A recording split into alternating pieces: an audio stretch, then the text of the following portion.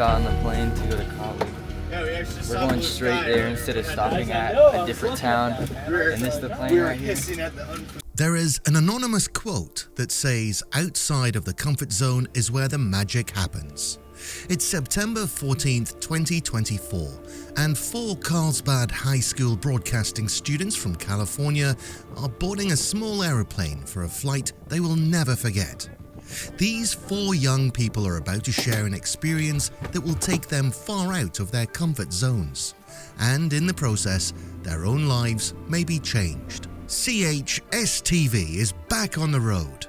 Next stop, the isolated village of Kotlik, Alaska, located on the Yukon River.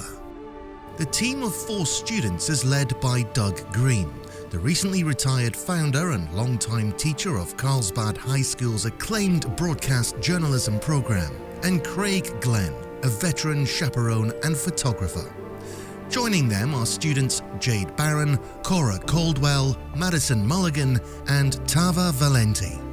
After flying to Anchorage, Alaska from San Diego, and after months of anticipation, the team takes a 1-hour, 165-mile flight from the small town of Bethel into the remote village of Kotlik, Alaska.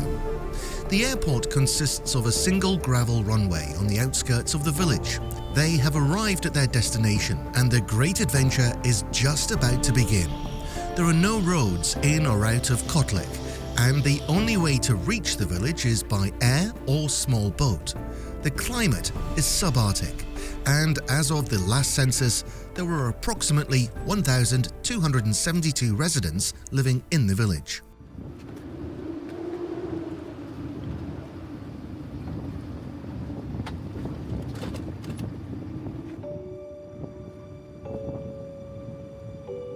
It's very surreal. I've never been in an environment that's this flat before.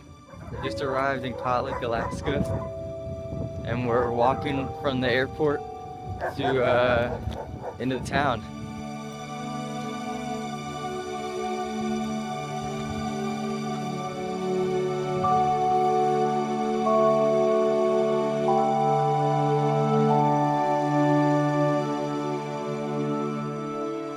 When we first flew into Kotlik, we had to take a flight from Bethel, Alaska into Kotlik, Alaska, and we boarded a small little plane with Grant Airlines. And I did not expect to walk into the plane and for it to be so short that you have to duck down just to fit. And there's seats on one side and seats on the other side. And both the pilots just are just 2 guys, no uniforms on, just with some headphones, and they looked like they were having a great time out there flying. Before we got on the flight, I did not realize that we would have to crouch down and cram in, and that the flight would have such a small crawl space for us to all fit in. The residents get around using ATVs, referred to by the locals as Hondas, and the village is connected by a series of wooden boardwalks.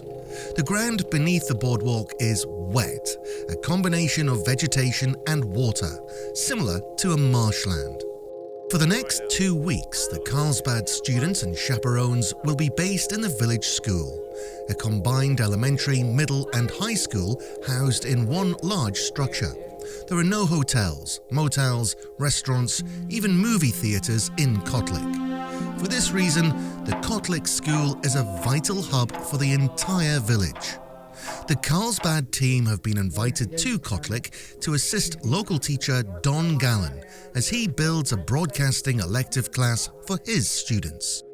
The Carlsbad team will work with the Kotlik students to produce their first weekly QTV broadcast and perhaps jumpstart their interest in broadcasting and filmmaking. The culture here in Kotlik is just so rich. They are very, very proud of their ancestors and their way of life. And I think that's just so fulfilling, and it's such a great thing to be around because it just shows their love for one another and their love for where they came from. And I'm just so grateful to have been around it and got to experience the types of food that they eat and the types of their dancing and their storytelling and all of that. They just really hold on to their culture very well, and it's really inspiring. It's moose meat. I think it's moose meat. And yeah, and it's pretty good. Should I try it?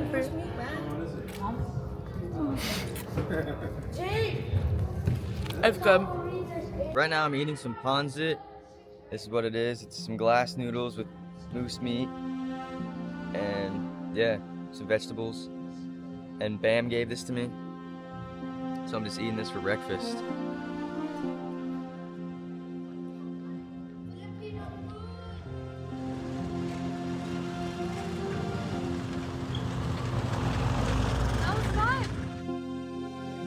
Something that I know now about that I didn't know before about the culture here is just how loving everybody is and how their entire community is kind of based off of love and acceptance.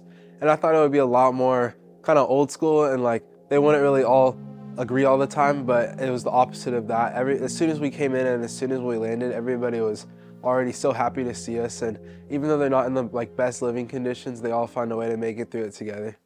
Timing is everything, and the second week of the 2-week visit coincided with the school's Cultural Week.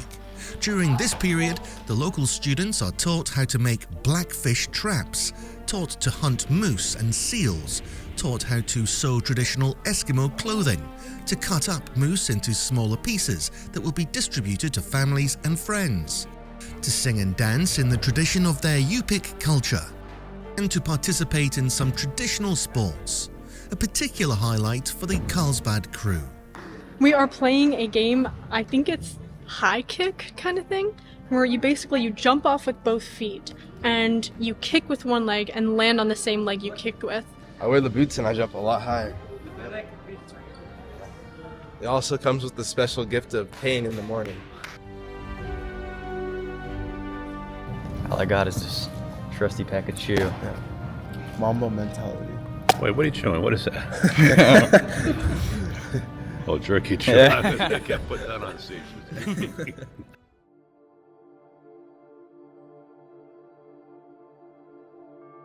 Kotlik has taught me that we need to look up to and respect our elders and seniors so much more than we do. Here, elders are respected and impart their wisdom on students and families almost daily, and I think it's a treasure that holds this town together. The native Eskimos who live in Alaska live a subsistence lifestyle. Subsistence refers to the harvest, use and sharing of wild, renewable plant and animal resources for food, shelter, fuel and clothing, as part of long-standing practices that are an important foundation of Alaska native cultures. This year was the worstest time I ever had. Both my freezers were empty. And I never had freezers go empty on me. It was always filling with subsistent food. Fish, birds, and moose. These kids have handled guns since they were 5. You know, and it's just, you start with a little BB gun, and so you're moving your way up and to. then to a 22. Yeah, And then 12 gauge. Yeah. Or 10. So you're learning that safety, and you're going out with somebody. So we do that safety when we go out with somebody. If you were to catch a full moose, how long would that take you? Depending on the size of the family. If it's a big family, it might last up until December. But if it's a smaller family, yes, it can pull them through the whole winter. I would say he could put his camo jacket on underneath the jacket. Okay. Do you have the camo jacket on underneath? It suggested you put that on underneath. Camo jacket? No, I just have 2 hoodies. I have 2 hoodies though. What do you think? 2 hoodies and He's good. It never that hard. I should say he should take it just in case. That's like 5 layers. I can't even I'll be like this. I did not expect the people around here to depend as much as they do on the food that they catch. A lot of their food is solely just dependent on how much moose they caught or what type of moose they caught. And if you happen to get a bad moose or a bad seal, then you just have to deal with it.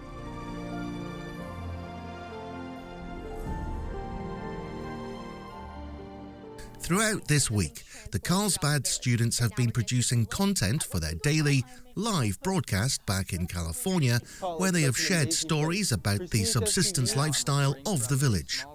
With an audience of just under 3,000 viewers each morning, it's safe to say that an entire California school community is now aware of this small indigenous Yupik village on the banks of the Yukon River. The absolute highlight of this trek to Northwest Alaska has been the friendships the students have made with the young people who live in this small community. They are struck by how happy the kids are, how they find novel ways to have fun. In many respects, they are not that different from kids who live miles away in communities that bear no resemblance to Kotlik. Honestly, coming on this trip, I was really scared.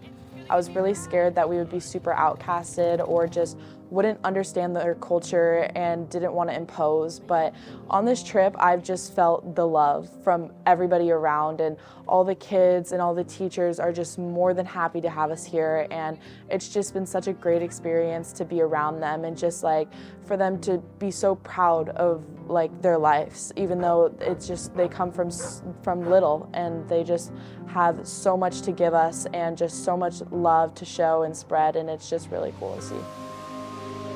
The 2-week visit has come to an end, and after a difficult goodbye, the Carlsbad group heads out to the lonely airstrip on the edge of town. A Cessna Caravan will take the crew back to Bethel, Alaska, and the flight is just long enough for the team to marvel at the beauty and isolation of this remarkable part of the world. So what do these young filmmakers know now that they didn't know then? They know that the world is filled with stories just waiting to be told, and that it's both an honor and a privilege to tell those stories.